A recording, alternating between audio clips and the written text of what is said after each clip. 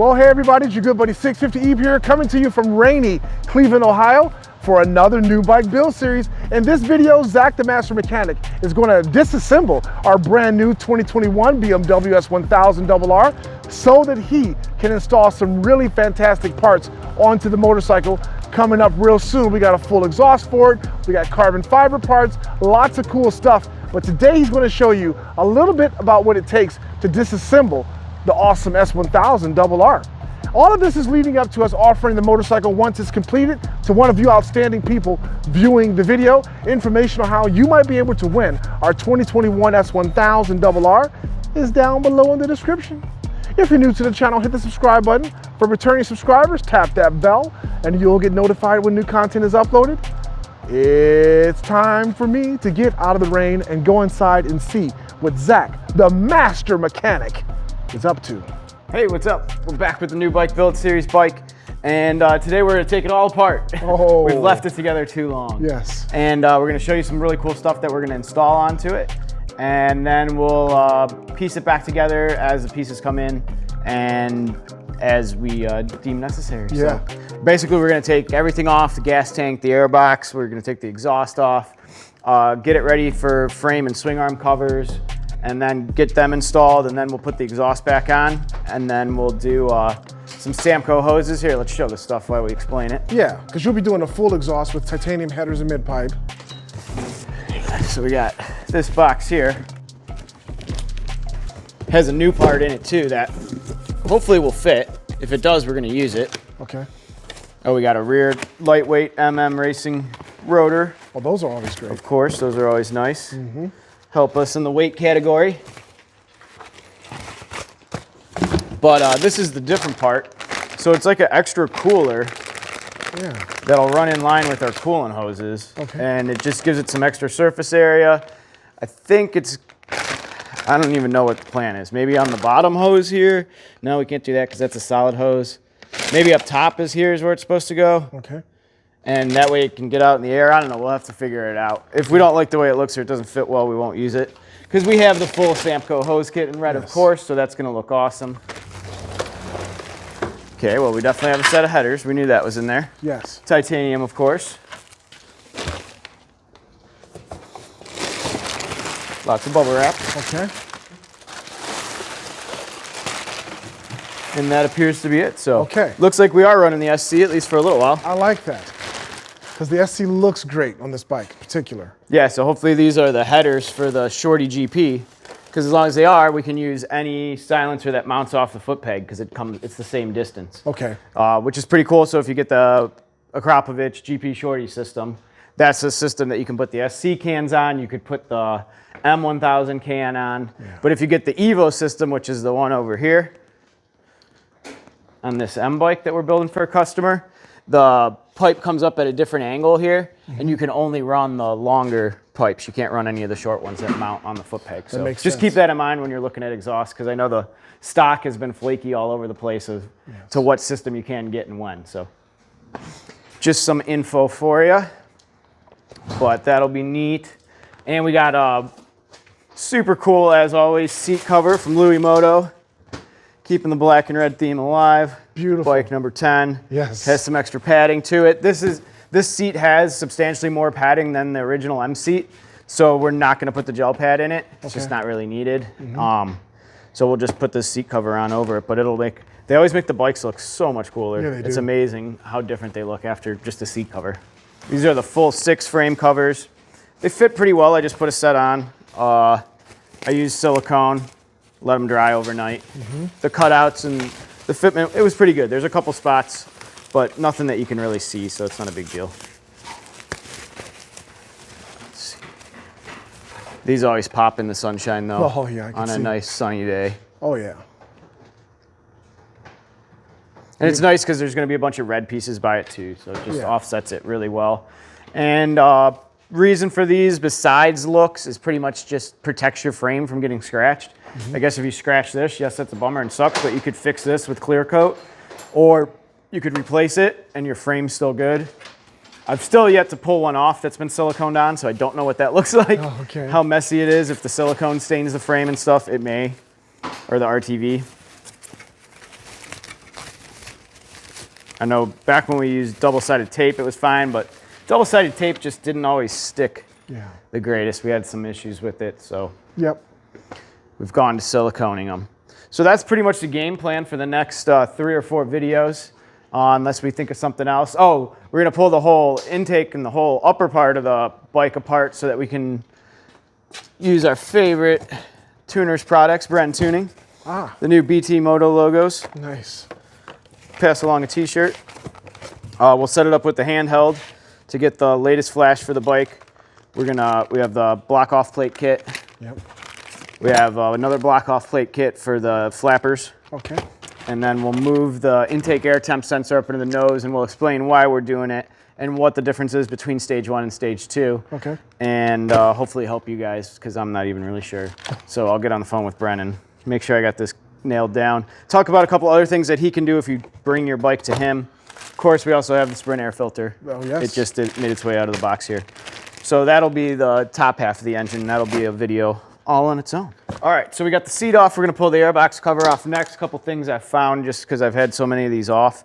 So there's Velcro up in either corner, so you can kind of pop that Velcro first, if you can hear that pop up. Oh yeah. And then there's 2 plastic tabs that go into this panel right here, so you just want to get your fingers right there and push down on that and pull up on that, and you hear that pop. Same thing on this side. And then there's 2 fingers in the front on the stock cover. The carbon fiber ones don't have these fingers, I don't believe. So when you reassemble, you need to line up those little fingers in this slot. Can you see that slot down there? Yeah, Cool. We see it. And then that's what we popped out of the tab. A good trick I found for that, just because I don't know what we're going to be reassembling this with, the stock cover or carbon one. But so when you line those fingers up, when you go to push this in, just support down here and then push right there, and you can hear it click. Yeah. And now it's in place correctly. A lot of bikes come in, those aren't even in. Or the Velcro's not pushed down. Yeah. It just makes the fitment better, and it keeps it from rubbing on the tank. So we got the tank up now. There's 3 connections you need to be mindful of. Don't pull too hard when you lift up the tank. I have found that you can lift the tank up and prop it like this, and it'll give you hands-free. It's fairly stable. Yeah. The 2 wires, you kind of just grab it by the wire actually and pull back away from that tab and pull out. And then the fuel line, there's a white plastic button which we'll show, and it's just a quick disconnect. It comes out. A little bit of fuel drips, but no big deal. See the white plastic button? Yeah, right there. That's all you push. Yeah. Sweet. And then best way to put your fuel tank off to the side is put it face down. It'll leak just a little bit out of the vent, but not very much. And it's nice and stable. So then that gives us access to all kinds of stuff. Got the IMU, the Bosch IMU, that's what the traction control works off of. These are significantly smaller than what's on like your old HP4. Oh, wow. I think this is a suspension computer, airbox, of course, your ECU, secondary air valve, second set of fuel injectors, first set of fuel injectors, and throttle body. We looked at the throttle bodies before, and the first time we worked on one of these 2020 bikes, and showed the differences between the other bikes if you want to go back and check out that video. Right now, I think, I guess we could keep going up here. I don't know if I'm going to take all this apart till we do the actual intake stuff. Okay. We could pull the stock air filter out, I guess, and look at it.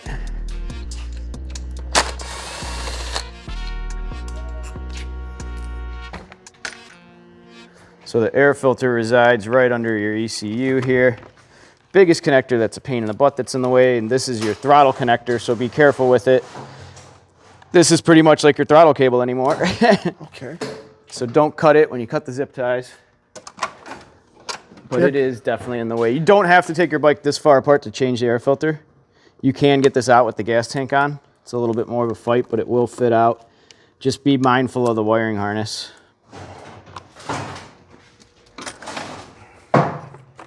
So now that that's free, we can lift this up out of the way. When the tank's on, this can get pushed against the tank kind of roughly, so you just want to be careful. That's your main harness. You don't want to break any of those wires. And then this is super simple. 2 little tabs on the side, comes up. Your air filter's right here. When you get a stock air filter, it comes with a piece of cardboard that you can slide in the air filter here, so that you're supposed to pull out so nothing falls in. I haven't seen it be an issue at all. You can just pull it out and look and see. Still nice and clean. Couple bugs, nothing big. New air filter just goes in and slides in position here. But we're actually going to take the air box off, this intake funnel off, and show a couple modifications that can be made to let a little bit more air flow, which always means just a little bit more power. This is our intake air temp sensor that we're going to be relocating as well. So you can see it's down here. It's underneath this ECU. These get hot while they're on and running. The bike gets hot, so there's a lot of heat that builds up right here. Yeah. So this can wind up sensing technically a false temperature, but also in the factory programming, they want it to read hot so that it'll start pulling power away from the bike just as a safety feature. Well, Bren Tuning's found that it doesn't need to be quite that elaborate as a safety feature. It's safe. You can move this sensor, if I can get it out here.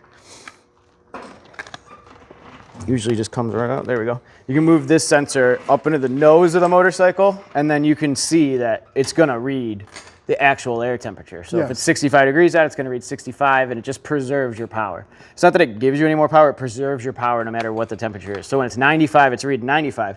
When it's 95 degrees out and this thing's tucked in back here, it's probably reading like 130, 140. Yeah. And then the bike's going to start pulling out some timing and riching it up a little bit, and you don't have all your same power. But we'll get into that later on. This is just a little quarter turn in here. We'll put it back in its position for now. All right, so here's a couple questions I had with stuff that we didn't install. Does the side panel come off with the Light Tech frame guard? All right, it looks like it does. Oh, the little protection piece there, that's nice. And then let's see what holds these full six, I believe full six makes them, right? The winglets? I'm not sure who makes them, Zach. I think it is full six. I don't know, check it out on the Moto Million website. They sell these winglets, which they do look exactly like the M. I mean, luckily we have one here. Let's take a quick peek. Of course, it's the opposite side that's a pain to get to, but. Exactly the same. Yeah. It is a dead replica for about half the cost. These are $1,300 each from BMW. Yeah. You can get this set for $1,000 on the Moto Million site. They do run a lot of extra support on the inside. I see that this doesn't. That's what we were curious about. Hopefully it comes with a template, because that would make it easier. If not, I guess you just mark it. And then just 4 nuts on the bottom here, and it looks like you have to drill through your tank shroud, just for clearance purposes. I mean, it feels pretty solid. Yeah. I don't know how much downforce, if it really would rip anything on the fairing or not. The support piece that BMW does sell, you can get it separate. It would just be a carbon fiber piece that matches this and would screw on here and give it some support, but they're like $400 each themselves. So not exactly cost effective. And as long as it's not an issue. Which it's not so far. I've had that bike up to some serious speeds. Yeah, and there's no cracks or anything in the fairing here. So looking good. But yeah, just curious myself, because we didn't do that install. They got installed down in Florida. And I wasn't sure that it was going to clear. I thought maybe we'd have to remove this frame slider, which looks cool. Yes. I don't know how. It's very hard. I don't know how well it would slide. All right, so getting the stock exhaust off, you got to remove the oxygen sensors. The rear, easiest to leave connected because they're just buried up there. The front, you need to disconnect. This is a 2-stage locking connector, I guess you could call it. So first you have to push out on this gray part, then push down on it, and then this moves up. Usually does it in 2 steps. It moves up to step 1, and then you have to push down again and go apart in step 2. Just an FYI if you're changing your own exhaust. It's the easiest way to do it is to take the front oxygen sensors off with the exhaust and then move them over to the new exhaust, which is why you need to unplug it. So you can change the exhaust with leaving the radiator on, but since we're doing hoses anyway, it makes it easier just to get to these 4 bolts to move the radiator out of the way. We're gonna hook these hoses back up though until we change them, because otherwise it eternally drips coolant. Yeah.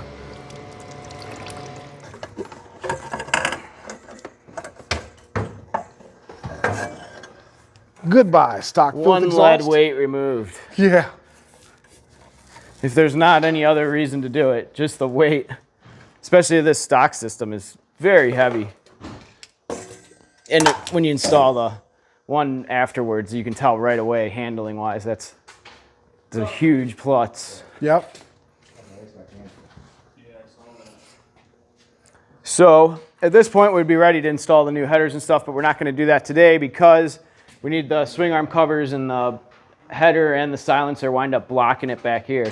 We actually have to pull the rear sets off to get those on. Okay. And then to do our frame covers, we have to remove this, this, and this. So we'll probably leave it at this, and then next time, hopefully we'll get those carbon fiber pieces and the exhaust on it. Okay. And then we'll move up top to some video on the intake track, and show the Bren tuning process. Okay. So I think we made some pretty good progress today. Yeah. And we got our S1000 looking nice and trim here. Yeah, naked. Naked even. Super naked. I'm just gonna hook these back up so they don't drip coolant as we roll it around. Okay. And we'll catch all you guys in the next video where we'll get some awesome parts that we showed before installed onto the motorcycle. Okay. I think this is pretty much as far apart as we need to take this bike. Yes. Unless we wind up with a lower triple tree or some kind of crazy part, but I don't foresee that, so No. should be good to go. All right, Mr. Zack. Looks good to me, even in its naked form. Yeah, I like them. Once we get the hoses and the carbon fiber protectors on here, with everything off, I think the bike looks really cool sitting on the bench. So you guys will get to come along for a cool journey of what it takes to just kind of bolt parts on, nothing crazy, but really cosmetically modify one of these bikes. Okay. Sweet. Well, stay tuned for the next video, Mr. Zack. Cool. Thank you, buddy. All right, folks, you heard Mr. Zack. We're going to be doing some really cool stuff to this bike in the next few videos. Exhausts are getting installed, carbon fiber parts and all sorts of things. Louis Moto seat covers. This thing is going to turn out amazing once we're done. And when we are done, one of you lucky people will have the opportunity to win this motorcycle. Information on how you can do that is down below in the description. If you're new to the channel, hit the subscribe button. For returning subscribers, tap the bell and you'll get notified when new content is uploaded. Beautiful, beautiful machine, but Or should we switch it up? Maybe we'll just give it away in this state and then and it's a put together bike. Some people would like that, but other people that don't have access to Zack the Master Mechanic would not like that. All right, I'll give you my phone number and we'll do it over video chat. Oh crap. Okay. He's just kidding with you guys. It will be reassembled, but that would be kind of cool. It'd be an excellent YouTube series for whoever wins the bike. Yeah. But he's funny. Thanks for viewing, guys, and we'll catch you next time. Catch you next time. Yeah.